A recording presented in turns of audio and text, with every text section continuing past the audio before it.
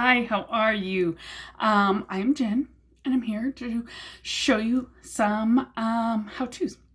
I've been meaning to make these videos for a while, and it just hasn't been working out for me. So today I'm going to show you how to apply your foundation, how to prep your face for foundation, how to pick a foundation, and how to get the most out of your foundation. And walk y'all through that and how to do it. But first things first, I'm going to spray my setting spray. I will tell you why. I just need to let it dry while I'm talking. Okay, so it's very, very, very important before you even get to a foundation that you prep your skin properly before you apply foundation. First things first, adding our unique exfoliating mask into your masking routine, your skincare routine, once to twice a week. You can see the little granules in there. Will make a drastic difference in your face. If you find that you have really dry skin or you have a lot of flakiness or even full-on dry patches, you definitely 110% need an exfoliating mask in your skincare routine. Masking, like I said, 1 to 2 times a week, no more than 2. Over exfoliating actually is a really harsh thing on your skin. So only masking once for beginners, and once your skin gets used to it, you can mask up to 2 times or exfoliate up to 2 times a week. You'll notice drastic difference. So you just apply the mask, rub it in, massage it into your face for 2 to 4 minutes, depending on how long you can last. Let it sit for 5 minutes and then wipe it off with a nice warm damp cloth. It's very, very important though, after you do an exfoliating mask, to follow it up with a toner, first of all, just to seal up your pores and lock in all that goodness, correct your pH balance, as well as a really nice thick moisturizer. So now, once you've exfoliated and roughed off and taken all of that rough, dead skin off of your face, you're gonna have really nice, fresh skin. So being able to add a really, really thick moisturizer on top of that and letting it sit overnight will really help lock in all of that goodness in the moisturizer. I would also suggest, actually, after you do the exfoliating mask, to apply the hydrating mask and sleep with it on all night long. The hydrating masks, you need a small little like dime size for your whole entire face. So a tub of it will last you a very, very long time. And you guys, these go on sale all of the time. You can get between 20 and 25 applications out of a tub. You need a very small amount of this. So it is very, very cost effective to get a bigger tub than going and just getting something from the drugstore. So exfoliating, prepping your skin, preparing it, and then always, always, always moisturize, you guys. I have really oily skin and my skin was really bad, but it was because I wasn't taking proper care of it, which includes adding moisturizer to your skincare routine. I know it sounds very, very odd, but when you have oily skin, it's because your face goes into panic mode because it doesn't have that moisture. So the oil, it overcompensates and produces more oil to act as a moisturizer for your face. Makes sense when you think about it, hey? So once you start adding moisture, a good thick moisturizer in your day cream as well as your night cream. I also use the Uplift Beauty Oil at nighttime to help to just give me that extra kick of moisture. And has noticed drastic difference. So prepping your skin before you apply your foundation is a #1 key to getting that really flawless look. After that, if you head on into a primer, if you guys don't know what a primer is basically the same idea as if you're going to paint your walls. You're going to apply a layer over to underneath your foundation. So what that's going to do is that's going to fill in the fine lines, the wrinkles, the pores, all that kind of stuff. Give you a really nice blurring effect. So if you have a lot of texturized skin, it's going to fill in all of the texture and give you a really flawless, even surface to apply your foundation to. You need less foundation because it applies easier with your primer, as well as your primer will hold your foundation in place all day long so that you get, so it doesn't kind of fall off you throughout the day, as well as it's just another barrier for that oil to get through if you're somebody that has oily skin. Well, I say that. Back to the setting spray. So I have oily skin, like I said. So what I do is I spray my setting spray, then I apply my primer and I go on with my foundation. So applying the setting spray underneath your primer will not only help create another barrier for the oil to get throughout the day, but it also helps lock the foundation into place so that you limit the amount of transfer that you have throughout the day. that's a really great tip. I absolutely adored this tip. It makes the world of a difference. Now back to primer. We have 3 different primers to choose from. The black tube is just our regular primer. It has nothing special. It's just your basic primer. This is the original primer that we came up with. And then we have 2 couple different targeting primers. So the gray primer is the mattifying primer. So that does exactly as it sounds. The exact same thing as the regular primer. It just has mattifying property to it to mattify any of our products that we use. So if you're somebody that likes a matte look, this is your go-to. And then the white tube is the hydrating primer. That is what I'm going to use today because I love it. So it's a cream, it's a gel to water technology. So meaning it's going to go on like gel. You apply it all over your face, and then when you rub it in, it melts kind of into water and gives your skin that extra dose of hydration. So I apply it everywhere.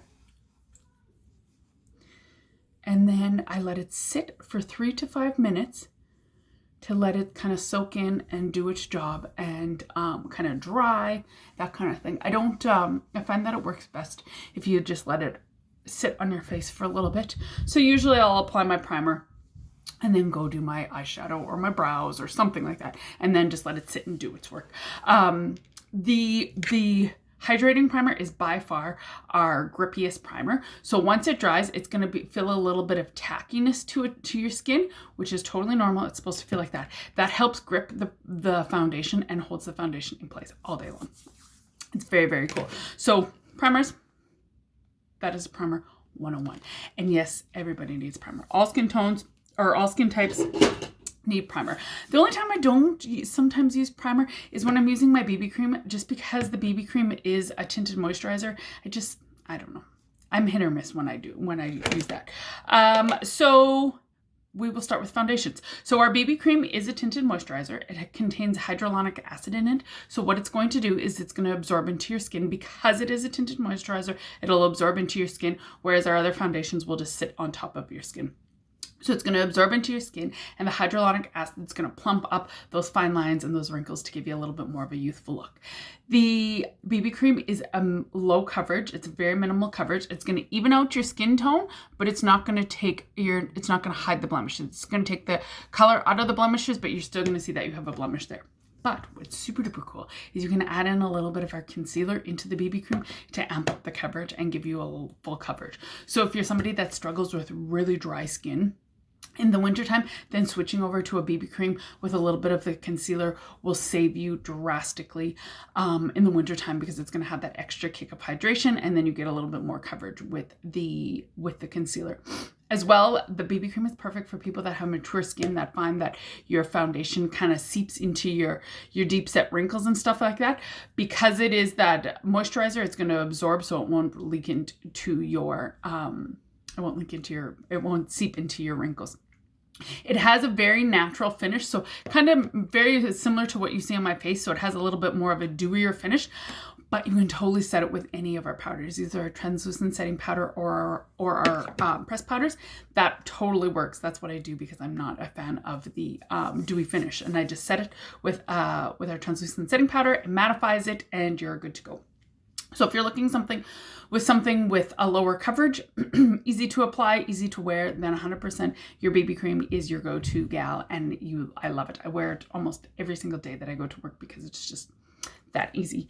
Our next one is our liquid foundation. So our liquid foundation is mineral based, so it separates. So it's very, very, very, very important that what you do is you empty the dropper into the bottle and then shake it up really, really well before you apply it. So because this foundation has a dropper, it is an adjustable foundation. So it is more of a mid to full range foundation depending on how many drops you use on the foundation. It works best with the kabuki brush. So what you would do is, I always suggest people use 3 drops, drop 3 drops onto your kabuki brush and then apply it. And I will show you how to apply it and then go from there. If you need a little bit more coverage, then add on an extra drop and kind of a place where the coverage is. Because it is that dropper, it is totally a buildable foundation, which I love because it makes it a very, very versatile product for anybody that is getting into foundation. It is up and has a nice powdery finish to it, so it's a matte foundation. So if you're a matte lover, you will love it. And that's the liquid foundation. Right now I'm going to use the spray foundation because it's my favorite. So the spray foundation isn't in an aerosol can. So it gives you that really flawless airbrush look. And it is also very, very full coverage. And you need a very, very small amount of product when you are applying this. It also applies perfectly with our kabuki brush. You spray directly onto the face and then buff it in. So I'm going to do that now. A can of the spray foundation, they say lasts about 3 months. I think I get a little bit more. I would say a little bit more because you need just a very, very small amount of it. The key to applying this spray foundation is number one, using the proper brush. So I find the kabuki brush works the best. Anything with a really big head. So if you have the old powder puff brush, anything with a very big head like that, it blends very, very well. So spraying it directly onto the brush, not onto your face. Don't spray it onto your face, and working in small sections because it dries quickly. So just spray a little bit. You need a very, very small amount of product, and then dab it on to whatever section you're working on. So I usually do 3 sections and then blend it and buff it. And then I will show you how to really amp up the coverage and wherever you need it. So I work in cheek, and then forehead when I do it.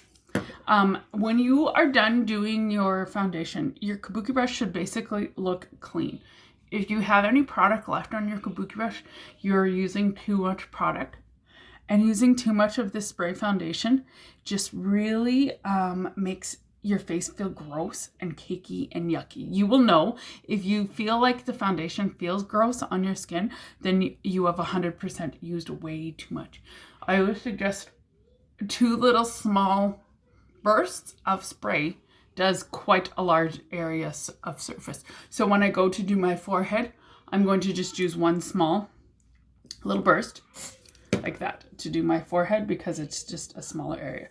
Tap it all on and then buff it all in and make sure you get rid of all of those lines. Okay, so now if you really want to amp up your coverage, this is what you're going to do. So I apply it everywhere, all over my face, and then I go in with another tiny little squirt and I do my high traffic areas, I call them. So always on my cheeks, I have a lot of discoloration. I have a few little acne spots in here. So take 1 little burst and then you stipple.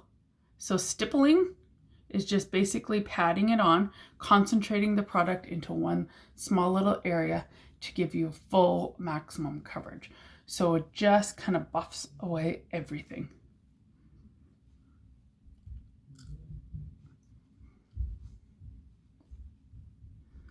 And ta-da! It is all gone. Always to make sure and blend down into your neck. So this is the spray foundation, leaves a little bit of a really nice kind of satin finish. It gives you a little bit of a glow. I really, really, really love the way that this finishes down. I always still use the setting powder just because of masks and the makeup transfer and all that fun stuff. But it has a very, very gorgeous, gorgeous, gorgeous finish to it. So this is the spray foundation.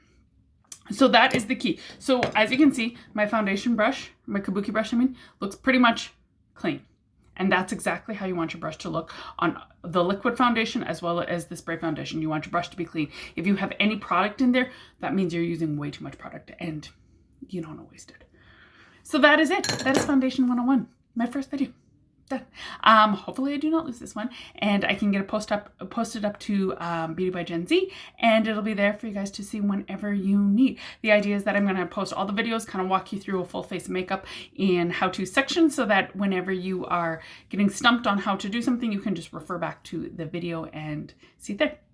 So thanks so much. You guys have a great day.